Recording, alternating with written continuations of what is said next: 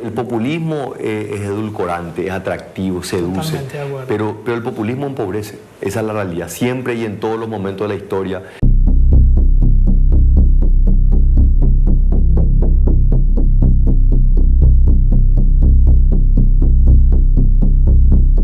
Hola amigos, muy buenos días, soy Carlos Larraqui y hoy quiero dedicarle este espacio al presidente de Paraguay, un presidente verdaderamente de lujo, también economista como Javier Milei. Recordemos que Paraguay es un país mucho más pequeño que la Argentina, no tiene tanta extensión ni es tan, y sin ser peyorativo, ¿no? No es tan rico como la Argentina, pero pues es un país que hace 20 años ha venido trabajando de manera denodada para cambiar el curso de la historia, un país que estaba sumido en la pobreza, hoy es un país que tiene cero inflación, 24% de pobres, hace 20 años iniciaron todo este proceso de transformación, las cárceles estaban en manos de los delincuentes, y es un país que no tuvo miedo a poner a los militares al servicio de la sociedad para terminar con las mafias y con la corrupción. A diferencia de los últimos 20 años que fueron la continuación de más de 100 años de destrucción de la Argentina y que llevaron a la Argentina a otra nueva o al borde de otra nueva hiperinflación que ha dejado a los argentinos empobrecidos y al borde de la miseria, y no solamente eso, sino desprotegidos en todo sentido, en la inseguridad, en las fronteras, en la educación, en todo, en la justicia, en todo. Bueno, vamos a ver el video del presidente paraguayo y comparemos las situaciones. Ustedes tienen la última opinión. Bueno, presidente Peña, muchísimas gracias en serio. Un placer, Johnny, un gusto estar contigo y con esa gran audiencia de TN. Gracias, un lujo de verdad. Me decía que se ve TN muchísimo, en Paraguay. Se ve muchísimo. En general nosotros consumimos mucho la televisión argentina, el espectáculo argentino, así que bueno, miramos muchísimo y por supuesto en el mundo político y las noticias también es muy interesante y seguimos muy de cerca. Y usted tiene un vínculo especial con Argentina, ¿no? Un vínculo afectivo, familiar, mamá argentina. Papá vino a los 11 años al colegio y bueno, estudió acá, se casaron acá, nacieron mis dos hermanos. Y en el año 76 fueron a Paraguay y ahí nací yo, en el 78. O sea, tiene un corazoncito argentino, claramente. Bueno, ¿cómo estuvo? ¿Lo vio a Milei, el presidente Milei? Estuve hoy con el presidente Milei, una reunión espectacular, la tercera reunión con él. Había tenido un primer encuentro un día antes de su asunción, estuve con él el 10 de diciembre. Después vine ya en una agenda formal bilateral con un grupo de ministros donde hablamos de varios temas. Tenemos una agenda súper interesante con Argentina, Mercosur, la región. Y bueno, en esta tercera oportunidad le escribí hace unos días, le dije, presidente, quiero ir a visitarte a solas. ¿Así quiero ir a visitarte? Quiero ir a visitarte a solas, quiero hablar contigo, quiero que analicemos las oportunidades, los desafíos.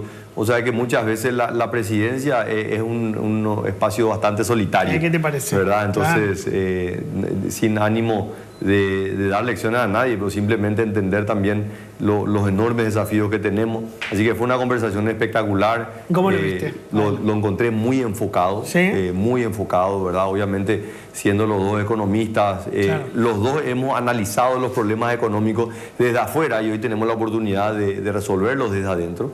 Así que fue muy bueno, le encuentro a él muy determinado en todo aquello y acá es importante, yo estuve el 10 de diciembre y me sorprendió la crudeza con la cual él describió el estado de la situación de la economía argentina y dijo esto va a ocurrir y es eso lo que está ocurriendo. Ahora yo estaba mirando con un poquito de envidia los números de ustedes, ¿no? Lo hablamos hoy en la radio, inflación febrero Paraguay, cero. Cero. Sí. Ni 0,01. No tienen inflación. ¿Cómo hicieron? Y este es un proceso que no fue fácil, Johnny. Es parte de un proceso duro, doloroso. Lo iniciamos hace unos 20 años, el Banco Central, el Ministerio de Hacienda, pero principalmente la sociedad paraguaya entendió que la macroeconomía es un tema muy delicado, que se tiene que manejar con elementos técnicos objetivos y tiene que estar blindado de los vaivenes políticos. Y eso fue consolidándose a lo largo de los diferentes gobiernos, fue probado en algunos momentos y la sociedad paraguaya respondió. Y bueno, eso es lo que nos permite, pero lejos estamos hoy de estar satisfechos. Ciertamente la inflación no es un problema, pero tenemos otros problemas, ¿verdad? La educación. Paraguay necesita mejorar los niveles educativos, la infraestructura, la capacidad, la formación de los docentes. En materia de salud, para nosotros es una sana envidia lo que vemos en la Argentina. De hecho, es muy famoso paraguayos niños que vienen a operarse en el Garrahan o paraguayos que vienen a tratarse en la clínica Fleni. O sea, realmente hay muchísimo en donde Paraguay mira a la Argentina en materia de desarrollo de infraestructura. ¿Pobreza? Pobreza ha disminuido, está en un alrededor de 24-25% en los últimos 20 años. La mitad que Argentina. Disminuyó, estábamos en 50, disminuyó a la mitad. Pero en un país tan rico como Paraguay, nosotros es inaceptable. Así que yo estoy trabajando mucho en esto.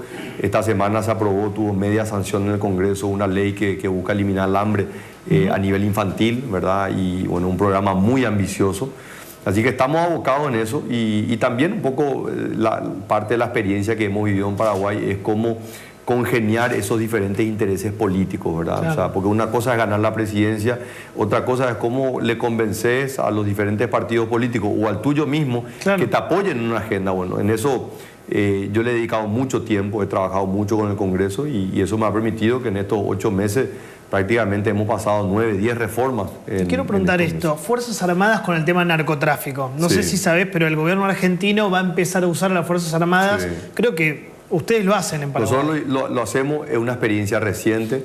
Paraguay, recordarás, hace unos 15 años empezamos a tener problemas, lo que se denomina el EPP, el Ejército del Pueblo Paraguayo, secuestros, empezó a generar incipiente, pero empezó a crecer. Y ahí Paraguay, tomando la experiencia de Colombia, desde el Plan Colombia hace ya muchos años, empezó a tomar experiencia y lo que a Colombia le llevó 50 años, que es entender que la policía y las fuerzas militares tienen que trabajar juntos.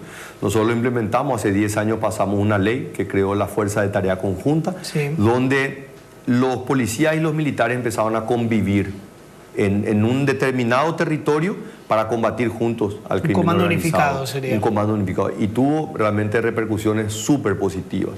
Entonces, cuando yo llegué el 15 de agosto y apoyándome en una ley de defensa nacional, un Consejo Nacional de Defensa Nacional, yo decía, no hay desarrollo sin seguridad. Y tenemos que tener soberanía sobre nuestro territorio. Así que empezamos a trabajar juntos y empezamos a hacer operaciones en conjunto. Una de ellas se denominó el operativo Veneratio, que ingresamos, tomamos el control de la cárcel, que no teníamos el control de la cárcel, parece ilógico, pero Paraguay... Perdóname, ¿cómo no tenían el control de la cárcel? No teníamos el control, o sea, la cárcel es del Estado. La cárcel, el penal de Tacumbú, que era una de las 10 cárceles más peligrosas del mundo, tiene 7 portones, 7 barreras para ingresar. El Estado paraguayo podía llegar hasta el segundo portón. Me estás cargando. No podía pasar el tercer portón porque los mismos presos tenían el control de la cárcel. Habían privatizado la cárcel los presos. Tenían el control de la cárcel, manejaban el alimento, sabían quién entraba, quién salía. Gran parte del problema del microtráfico se manejaba desde adentro de la cárcel. Bueno, perdona, me estoy pensando en Rosario. En Rosario está no. empezando a pasar eso. Fue terrible, terrible. Mucho de esto también con una influencia externa, ¿verdad? Primer Comando Capital, Comando Vermelho, grandes organizaciones criminales.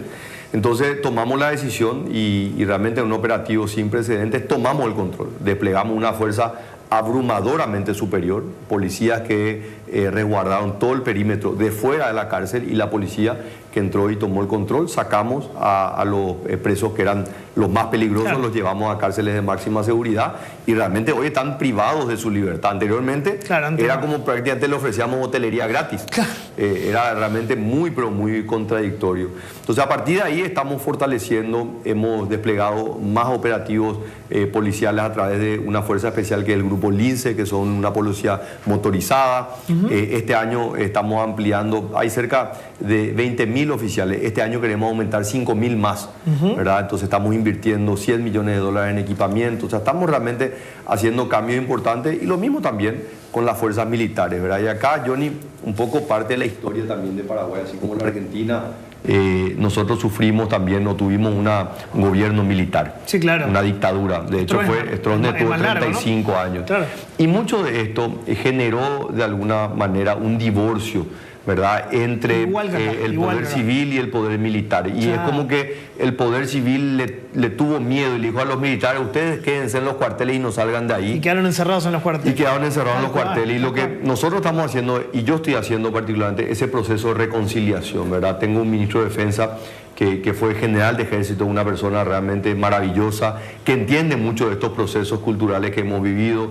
Hicimos una renovación total de la cúpula militar, hay gente que está entendiendo este nuevo rol, y bueno, yo lo estoy ayudando también. Son Fuerzas Armadas democráticas. Totalmente. Digo porque acá, perdóname, pasa exactamente lo mismo. El kirchnerismo se opone a que las Fuerzas Armadas participen de las operaciones porque dicen, bueno, es parecido a la dictadura. No. El populismo es edulcorante, es atractivo, seduce, pero el populismo empobrece. Esa es la realidad. Siempre y en todos los momentos de la historia el populismo ha empobrecido. Entonces nosotros no tenemos que engañar. Un voto no vale cualquier cosa. Y afecta la cultura del trabajo, totalmente, ¿no? El populismo. Totalmente. Acá tenemos un problema con los planes sociales, presidente. Problema enorme. Hay 20 millones de personas que reciben planes sociales y les cuesta volver. Pero la culpa no es del plan social, sino la culpa es de cómo se implementa ese plan social, ¿verdad? Y por cuánto tiempo se da, ¿verdad? Lo que busca, y Paraguay tiene planes sociales, no es que no tenemos, pero son muy focalizados y cumplen un objetivo, que es romper el círculo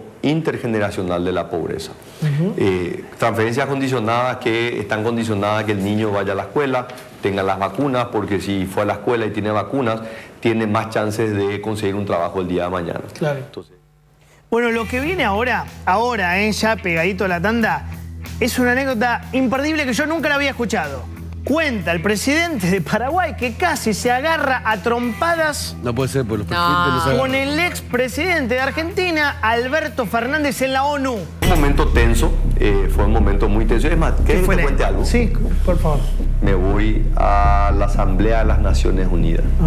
Me encuentro a la salida de la recepción del presidente Joe Biden con el presidente Alberto Fernández. Y ahí me doy la vuelta y digo, Alberto, le saludo. Y viene furioso. ¿Furioso? Furioso. ¿Alberto? Furioso. A increparme. No. A increparme. Y él... ¿Por qué? Para este tema de la hidrovía, que te voy a seguir cobrando y que esto y lo otro. Estaba... ¿Te voy a seguir cobrando? Furioso, furioso, furioso. Yo decía, Alberto, sentémonos a dialogar. Yo estaba tratando de calmar los ánimos. Qué raro, Alberto. Pero se puso bravísimo. Y al final me dijo, y aparte, te fuiste y lo quemaste a Sergio, que dijiste que no le iba a comprar un auto. De ahí. Vio esa frase. Sí, no vio. Pero bueno. Pará, perdón, ¿y cómo terminó? No, terminó. Bueno, terminó bien. Sí, bueno, nos fuimos a los golpes. No. Pero fue una conversación muy tensa. ¿Estuvieron cerca de irse a los golpes? No, pero fue una conversación muy acalorada. Bueno, amigos, ustedes tienen la última palabra, ya ven lo que es la patota argentina, piensan que se pueden llevar a todo el mundo por delante, incluso no tienen respeto ni con el presidente de una nación hermana. Es lamentable lo que ha hecho y sigue haciendo el peronismo, el kirchnerismo en la Argentina. Esta forma de gobernar a lo patotero, que se creen seres superiores y pues terminaron dejando al país en la miseria, en la corrupción y en la destrucción. Bueno, amigos, muchas gracias. Si les gustó este video, den like, suscríbanse y activen la campanita. Nos vemos en el próximo. Gracias.